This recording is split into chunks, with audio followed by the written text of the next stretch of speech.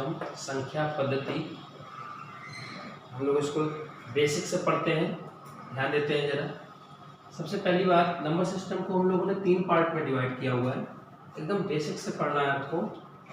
कैसे, जरा ध्यान दीजिए, इसके तीनों पार्ट को कैसे डिवाइड किया गया हुआ है।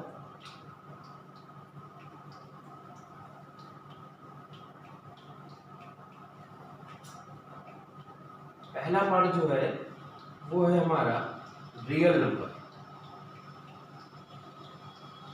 वास्तविक संख्या।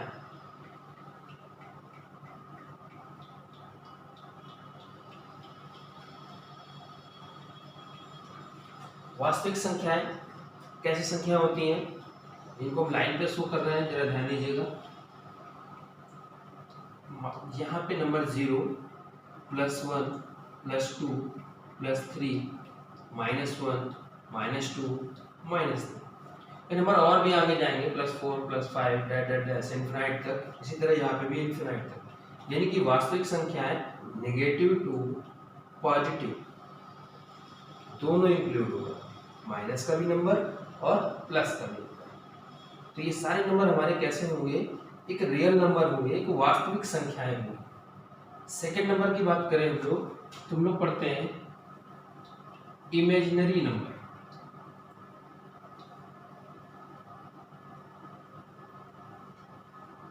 इमेजिनरी नंबर काल्पनिक संख्याएं,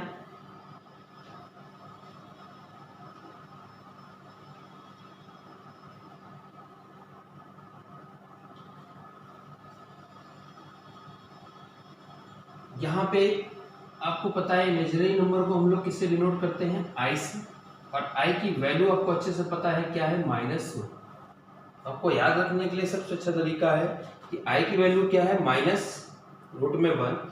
यहाँ पे अगला जो इमेजिनरी नंबर होगा हम लोग लिख सकते हैं -3 जो है वो भी इमेजिनरी नंबर यानी कि काल्पनिक संख्या होगी। -√7 भी होगा, -√5 भी होगा, -√17 भी होगा, 70। यहाँ पर ये सारे नंबर हमारे कैसे नंबर होंगे, इमेजिनरी नंबर होंगे। इसके बाद जैसे अगर हम बात करें आई की वैल्यू, तो आप जानते हो -1। अगर हम आई स्क्वायर की वैल्यू की बात करें तो आप क्या कर दोगे, -1 × -1 इक्वल टू क्या हो जाएगा, -1। बहुत से लोग आई स्क्वायर की वैल्यू +1 यहाँ लिख देते हैं, जो कि क्या है, गलत। वैल्यू क्या होगी, -1। अगर आई की पावर 4 की बात करें, अब ये नंबर क्या हो जाएगा, आई स्क्वायर × आई स्क्वायर, जो कि वैल्यू -1 × -1। वैल्यू जो है आप क्या करोगे, स्क्वायर पे है, देखिए आई स्क्वायर की वैल्यू -1, ये भी -1। अब नंबर हमारे पास कितना आ जाएगा, 1। तो आई की पावर 4 की वैल्यू जो होगी वो 1 होगी। सेकेंड नंबर के था हमारा इमेजिनरी नंबर। अब हमारा थर्ड पार्ट जो है वो है कॉम्प्लेक्स नंबर, सम्मिश्र संख्याएं।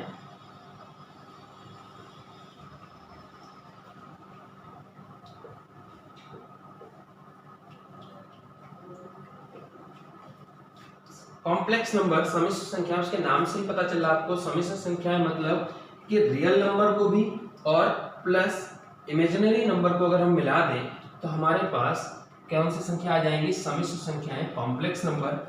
आप इसको इस तरह से कुछ समझिए कि जैसे हमने एक नंबर लिया a और प्लस bi, हम इसको a + bi के रूप में रिप्रेजेंट कर रहे हैं। अब a जो है हमारा कैसा नंबर है, एक रियल नंबर है, क्योंकि मैंने आपको बताया है कि हम लोग real number plus imaginary number को मिलाकर कॉम्प्लेक्स नंबर बनाते हैं। जहाँ पे जो bi है वो हमारे पास कैसी संख्या है, इमेजिनरी नंबर है।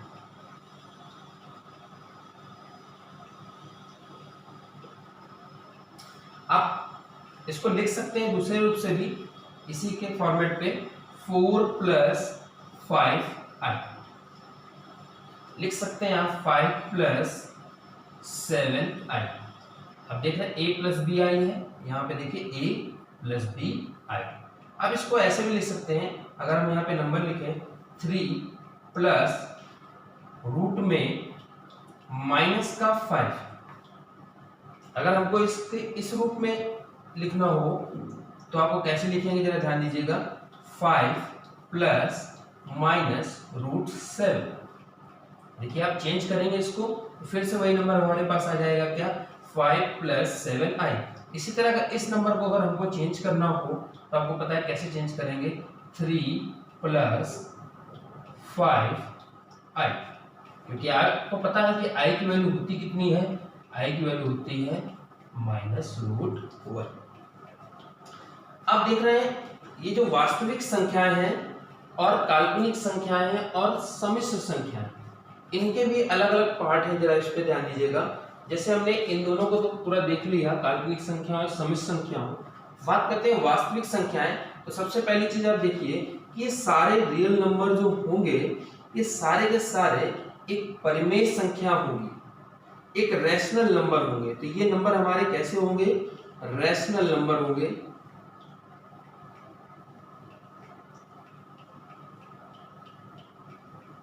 परिमेय संख्या होगी। कैसी संख्या होंगी, परिमेय संख्या। क्योंकि आपको पता है इन नंबरों को हम लिख सकते हैं क्या, माइनस का 3/1, और इसको हम लोग रिप्रेजेंट कर सकते हैं p बाई क्यू की फॉर्म पे, जहां पे p एक वैल्यू है और q इक्वल टू वैल्यू है 1, जो कि रैशनल नंबर को शो करता है, एक परिमेय संख्याओं को शो करता है। जिन संख्याओं को हम अपॉन के रूप में लिख सकें वो संख्या हमारे कैसी होंगी, एक रैशनल नंबर होगी। अब इनको भी, वास्तविक संख्याओं को भी हम लोग दो पार्ट में डिवाइड करते हैं, ध्यान दीजिएगा। ये हमारे पास रियल नंबर है, इनको हम लोगों ने दो पार्ट में डिवाइड किया है।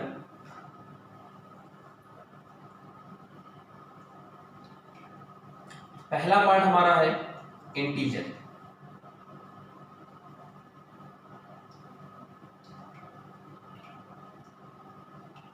पूर्णांक,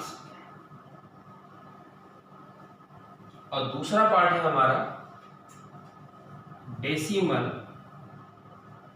दशमलव।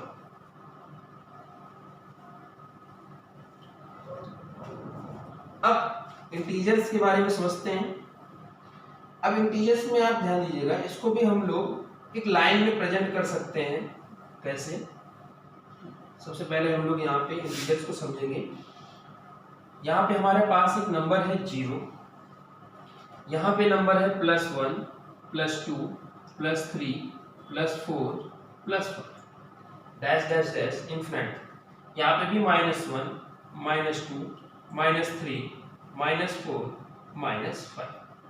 सबसे पहली चीज, ये वाला जो आप पार्ट देख रहे हैं, ये सारे नंबर हमारे कैसे हैं, 0 के इस साइड पे हैं, यानी कि राइट साइड पे हैं, और ये है लेफ्ट साइड। तो हमारा ये जो पार्ट है वो सारे के सारे नंबर हमारे पॉजिटिव इंटीजर नंबर हैं, पॉजिटिव इंटीजर्स, धनात्मक पूर्णांक संख्या। और ये वैल्यू जो है हमारी कैसी है, नेगेटिव इंटीजर, ऋणात्मक पूर्णांक। 0 जो है हमारा,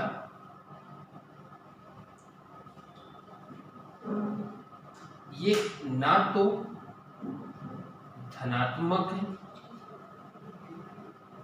और ना ही ऋणात्मक।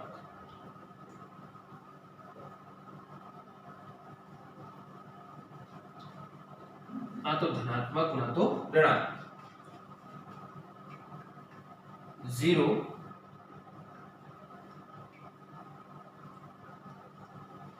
ना तो ऋणात्मक है और ना ही धनात्मक है।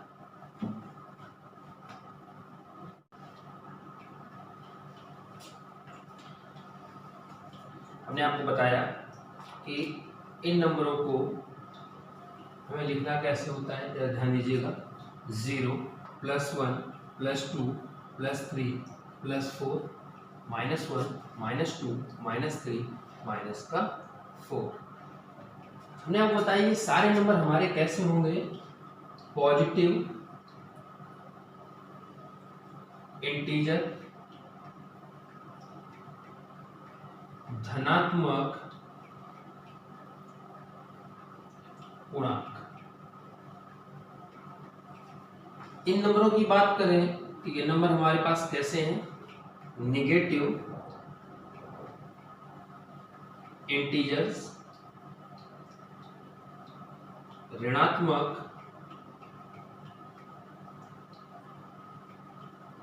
पूर्णांक,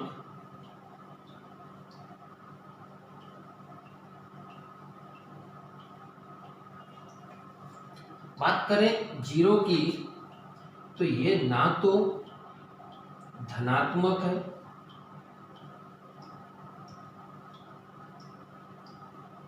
और ना ही ऋणात्मक।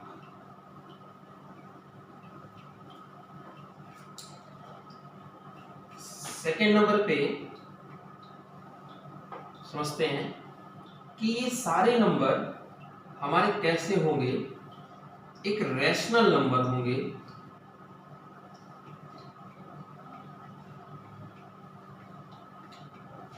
परिमेय संख्या,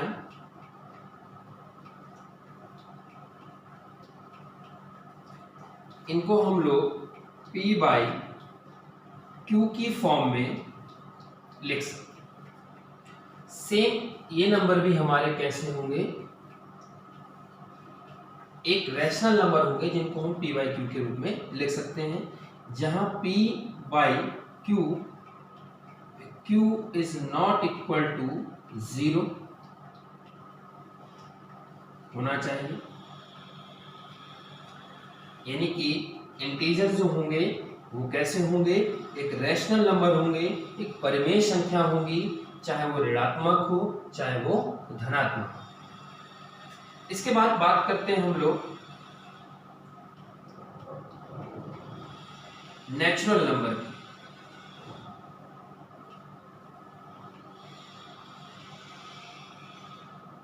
प्राकृतिक संख्याएं,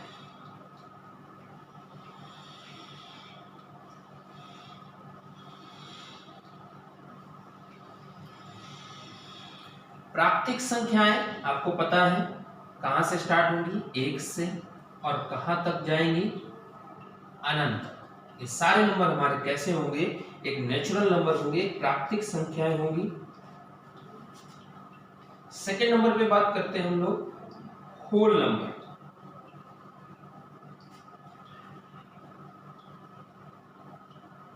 पूर्ण संख्याएं,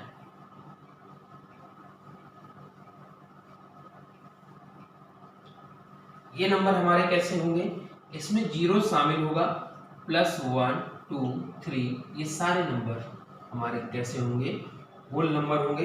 यानी स्टार्टिंग जो होगा इसका पहला नंबर वो कौन सा होगा, 0 होगा, और यहाँ पे पहला नंबर कौन सा होगा, 1 होगा। तो प्राकृतिक संख्याएं कौन सी होंगी, 1 से लेकर अनंत तक, और पूर्णांक संख्याएं कौन सी होंगी, 0 से लेकर अनंत तक। अब बात करते हैं हम लोग सम संख्याओं की।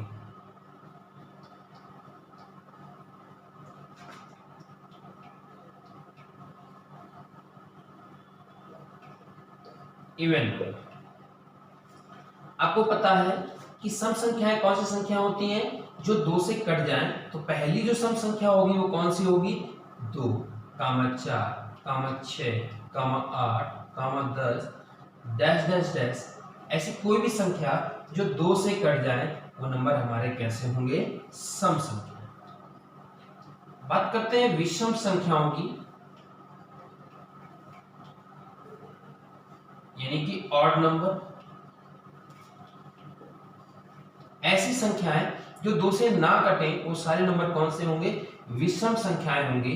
तो 2 से कट जाए वो संख्या सम है, और जो 2 से ना कटे वो संख्याएं कैसी हैं, विषम संख्याएं हैं। जैसे पहला नंबर अगर हम बात करें तो 3, 5, 7, ये सारे नंबर हमारे कैसे हैं? एक विषम संख्या है, यानी कि जो भी संख्या 2 से नहीं कट रही है वो कैसी संख्या है? विषम संख्या है। इसके बाद हम लोग बात करते हैं अभाज्य संख्याओं की।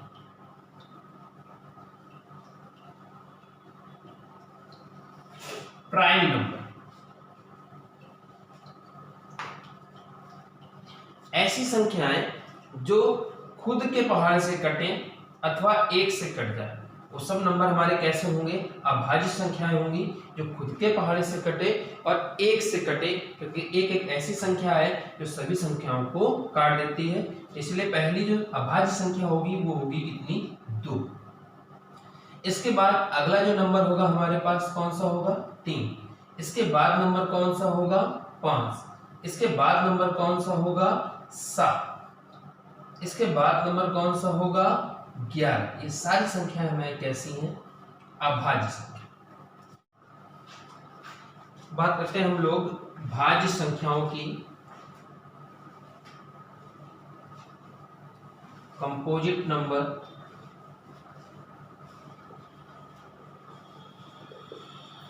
ऐसे नंबर जिसके कम से कम 3 फैक्टर, सारी संख्याएं हमारी कैसी होती हैं? भाज्य संख्या। या फिर अगर हम ये कहें कि अगर नेचुरल नंबर में हम अभाज्य संख्याओं को हटा दें तो बाकी बची संख्याएं हमारे पास कैसी होती होंगी?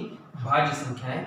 जैसे एग्जांपल पे 1, 2, 3, 4, 5, 6, 7, 8, 9, ये सब हमारे कैसे हैं? नेचुरल नंबर है। यहाँ पर अभाज्य संख्याओं को हटा दें, कैसी संख्याओं को हटा दें? अभाज्य संख्याओं को हटा दें तो बाकी ये जो नंबर बच रहे हैं ये सब हमारे नंबर कैसे होंगे? कंपोजिट नंबर, भाज्य संख्या है। और एक जो है वो हमारा यूनिवर्सल फैक्टर है। एक हमारा कैसा है? यूनिवर्सल फैक्टर है, क्योंकि एक ऐसी संख्या है जो सभी संख्याओं को भाग चला जाता है या सभी संख्याओं को काट देता है। तो हम बात कर रहे थे भाज्य संख्याओं की। तो भाज्य संख्याओं के बारे में अगर हमें लिखना हो तो कम से कम जो भी नंबर होगा उससे कितने फैक्टर होने चाहिए? 3। जैसे हम आपसे बात करते हैं 4 की। आपको पता है 4 किससे किससे डिवाइड होगा? 1 से तो डिवाइड होगा ही, 2 से भी डिवाइड होगा और 4 से भी होगा।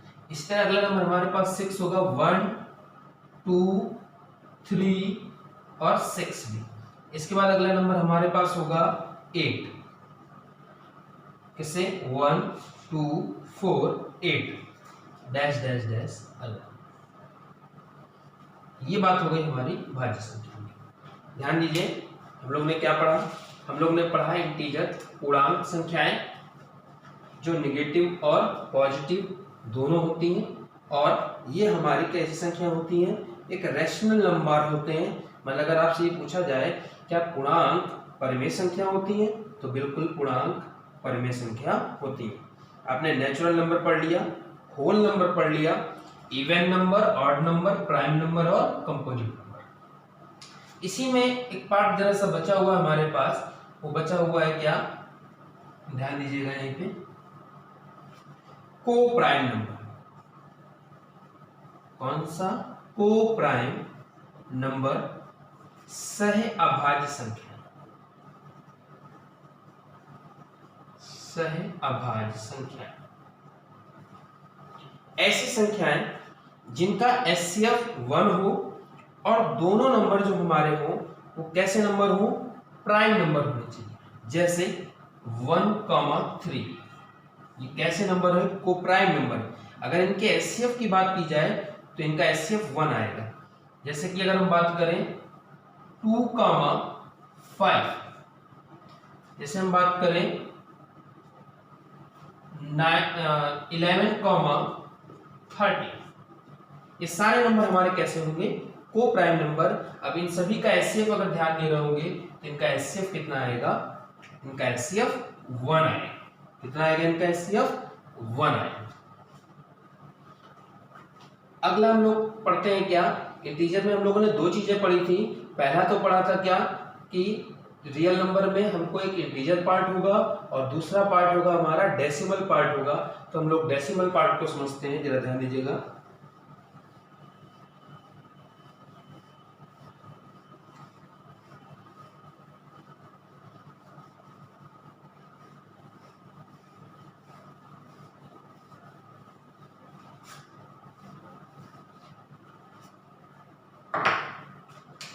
बात करते हैं हम लोग डेसिमल की।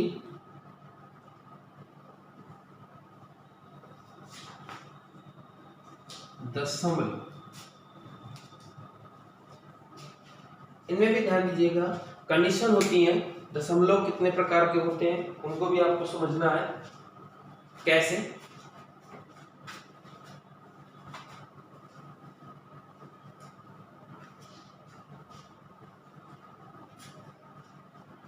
सबसे पहला होता है टर्मिनेटिंग, शांत दशमलव।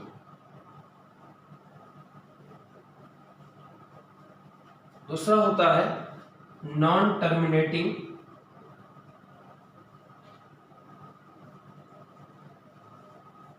अशांत दशमलव।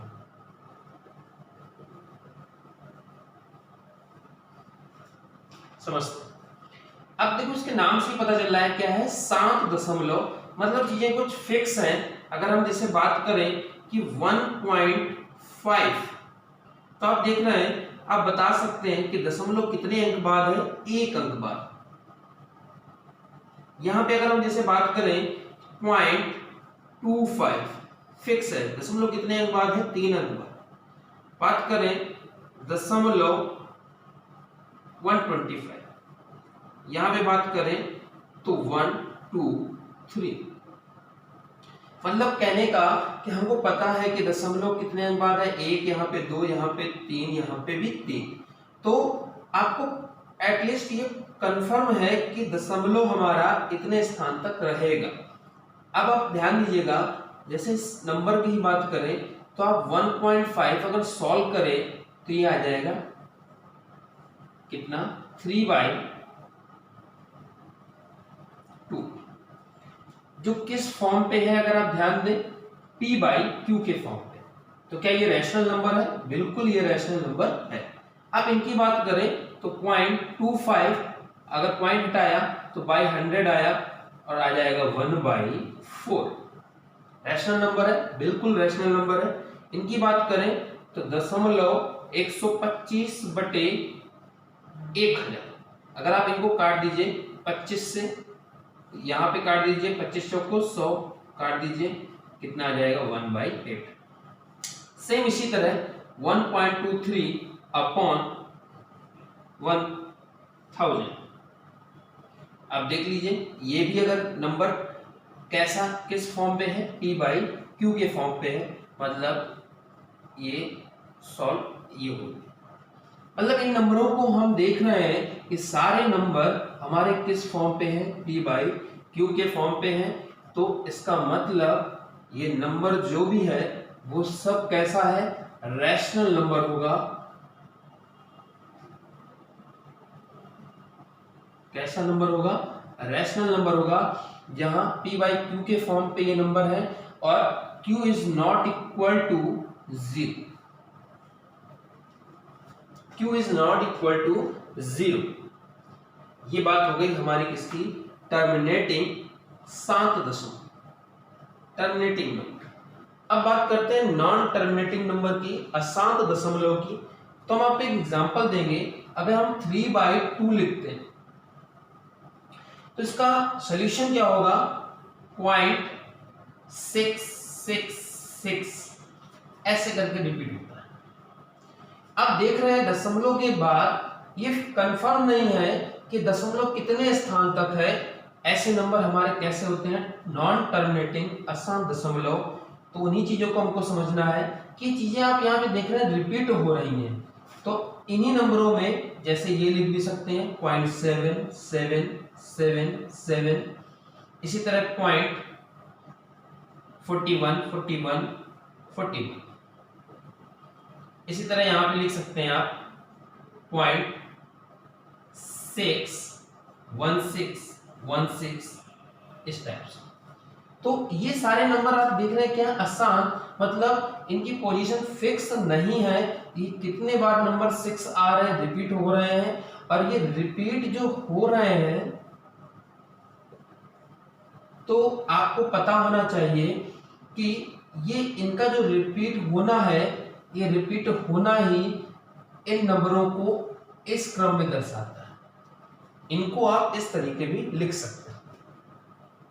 यहां पे इन नंबरों को भी अगर आप बात करें तो आप लिख सकते हैं, और इसके ऊपर जो ये आप साइन देख रहे हो, ये बार जो लगा हुआ है, ये यही दर्शा रहा है कि ये नंबर क्या हो रहा है, रिपीट हो रहा है। तो आप इनको डायरेक्टली ऐसे लिख सकते हो।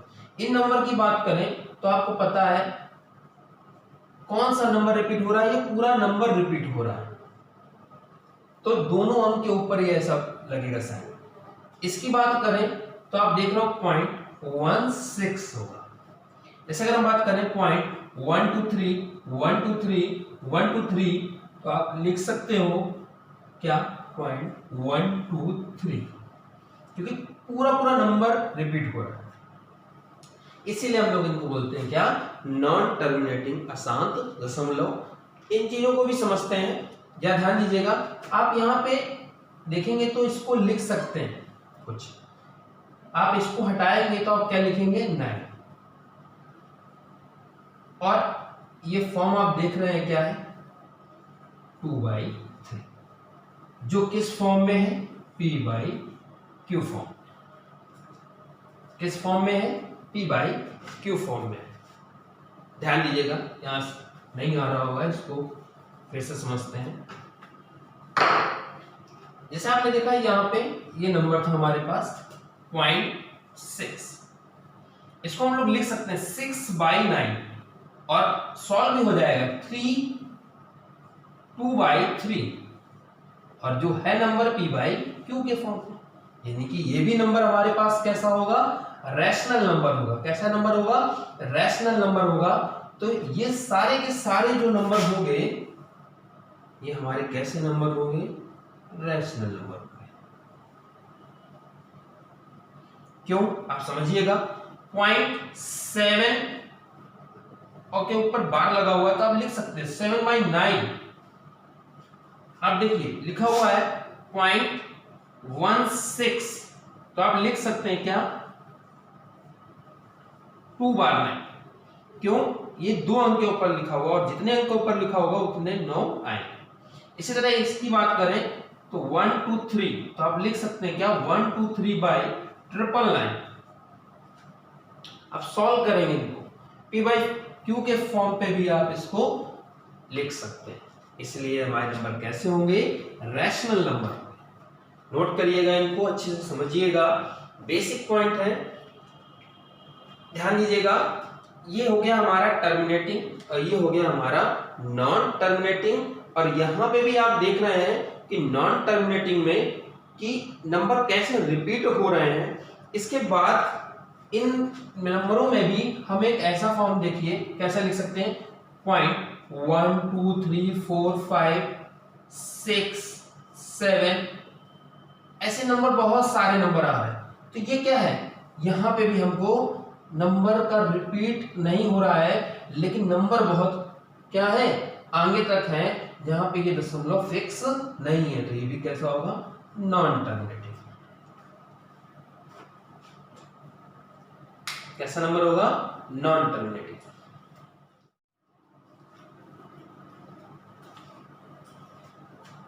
ध्यान दीजिए, हम लोग समझते हैं, इन्हीं में आपने नंबर देखा होगा कि 0.1 2 3 4 5 6 7 इस टाइप से नंबर था। तो ये नंबर आप देख रहे हैं कि रिपीट तो नहीं हो रहा है, लेकिन नंबर आगे तक जा रहा है, यानी कि यहां पर नॉन रिपीटिंग फॉलो हो रहा है। और नॉन रिपीटिंग फॉलो हो रहा है, तो हम लोग करेंगे क्या यहाँ पे कि ये कंडीशन कहां पे होगी कि नॉन टर्मिनेटिंग तो है, नॉन टर्मिनेटिंग तो है, और साथ ही साथ क्या है, रिपीटिंग, नॉन रिपीटिंग भी है। Non terminating, non repeating decimal, जैसे आपने ये नंबर देखा कि रिपीट भी नहीं हो रहा है, नॉन टर्मिनेटिंग भी है, और नॉन रिपीटिंग भी है। एग्जाम्पल हम बात करते हैं रूट में 19 की। ये वैल्यू आपको पता है कौन सी है, non terminating and non repeating. अगर इसकी आप वैल्यू निकालेंगे तो आप क्या देखेंगे कि कुछ इस तरह की वैल्यू आ रही है। जैसे अगर हम बात करें √70, जैसे हम बात करें √13.7, जैसे हम बात करें रूट में, या हम बात करें √5, या हम बात करें रूट, या सीधे आप पाई की बात करें। तो इस क्रम में क्या होगा, इन नंबर हटाने के बाद आप अपॉन में लिखने में वैल्यू प्रॉब्लम आएगी। तो आप देख रहे हैं जैसे इस पाई की बात करें, एक पाई की वैल्यू 22/7 होती। आप लोग जल्दी से क्या करते हैं, कहते हैं कि p/q फॉर्म पे, और p/q फॉर्म पे है तो आप कहते हो ये कैसा नंबर होगा, रैशनल नंबर होगा। तो हम आपको बता दें ये रैशनल नंबर नहीं होगा, ये इरैशनल नंबर होगा, क्योंकि पाई की जो वैल्यू है अगर आप इसको सॉल्व करते हैं तो 3.1416 और आगे और भी वैल्यू आ रहे हैं। इस वजह से इसको हम p/q की फॉर्म पे नहीं लिख सकते हैं, p/q की फॉर्म पे नहीं लिख सकते हैं। ये वैल्यू जो है ये लगभग वैल्यू है। हम यहाँ पे पाई इक्वल टू जो 22/7 है वो लगभग मान लेते हैं। इस वजह से हम लोग उसको समझ बैठते हैं कि रैशनल वैल्यू है, लेकिन वो रैशनल नहीं, इरैशनल वैल्यू है, वो एक अपरिमेय संख्या है। कैसी संख्या है, अपरिमेय संख्या है। जैसे बात करें √3 की, तो आपको अच्छे से पता है √3 की वैल्यू होती 1.7321। अभी शांत नहीं है, इसके बाद भी और नंबर है, यानी कि ये does not equal to p/q form. तो ये क्या होगा, कैसा नंबर होगा, इरैशनल नंबर होगा, अपरिमेय संख्या होगी। कभी कभी क्वेश्चन पूछ दिया जाता है कि बताइए पाई जो है वो रैशनल वैल्यू है या इरैशनल वैल्यू है, तो आपका आंसर क्या होना चाहिए, इरैशनल वैल्यू। अगर हम बात करें √2 की, तो आपको अच्छे से पता है कि वैल्यू होती है 1.414। इतना हम लोग मान लेते हैं लगभग, लेकिन अभी ये शांत नहीं है, ये non repeating and non terminating value है, जो भी p/q के फॉर्म में नहीं लिखा जा सकता। इसलिए ये भी वैल्यू कैसी हो गई, अपरिमेय संख्या। कैसी वैल्यू हो गई, अपरिमेय संख्या हो गई। ये चीज हम लोग ने क्या जाना, दशमलव के बारे में। अभी सिर्फ हम लोगों ने बेसिक चीजें पढ़ी हैं, और इन बेसिक चीजों से बहुत सारे क्वेश्चन आने वाले हैं। जब तक हमको नहीं पता होता ये सारी चीजें, तो क्वेश्चन पे हम वैल्यू लिख नहीं पाते। इसलिए इन बेसिक चीजों को हमको समझना बहुत जरूरी था। जो नंबर सिस्टम का बेसिक पार्ट है वो मैंने आपको बता दिया है। इसके बाद हम लोग क्वेश्चन की बात करेंगे, तो वहां पे हम लोग क्वेश्चन सबसे पहला पढ़ेंगे, कौन सा, यूनिट डिजिट नंबर, यानी कि इकाई का अंक। सेकेंड पार्ट में हम लोग पढ़ेंगे नंबर ऑफ जीरो, शून्यों की संख्या निकालना। और थर्ड नंबर पे हम लोग पढ़ेंगे रिमाइंडर थ्योरम, शेष फल प्रमेय। ठीक है, इसको नोट कर लीजिए।